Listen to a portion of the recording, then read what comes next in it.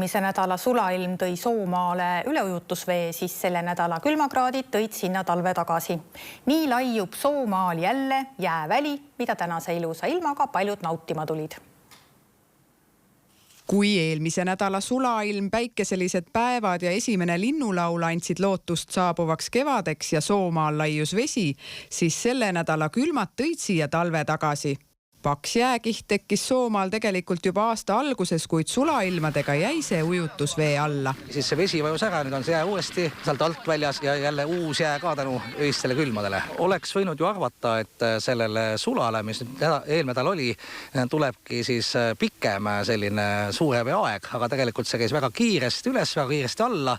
Ja mina ei mäleta, et oleks olnud 30 aastaga nii kiiresti vahetunud see jää pealt vee peale ja siis uuesti tagasi jää peale. Täna Tõramaa puisniidu juurde liikunud autode rivi meenutas käiku imearsti Niguli juurde filmis Keskea rõõmud.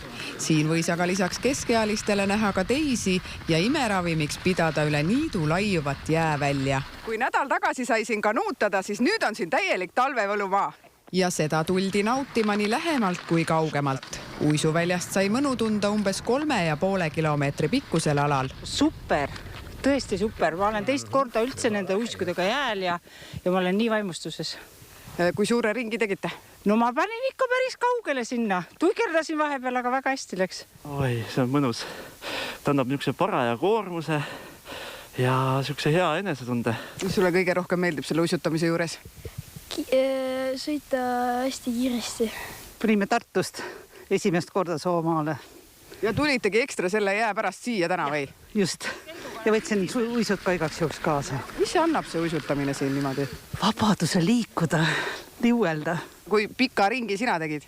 Ma täiesti lõpus ei käinud, tulin natuke varem ära. Üliäge. Mul ei ole sellist kogemust varem olnud, et jäi see luha peal uisutada, kus on puud, kus on kivid ja see jäävälja ulatus on ikkagi metsik. Miks teil uiske ei ole? Siin on ju nii mõnus uisuväli. Me tulime eksprompt selle mõtte peale, et tuleme vaatama, et mis siin on, pole kunagi käinud. Jah, lihtsalt tulime. Mõtlesime alguses, et tuleme kanuutama, aga siis tuli välja, et hoopis jää on peal, ei saa kanuutada. Nii et siis oleme oma jalanõudega.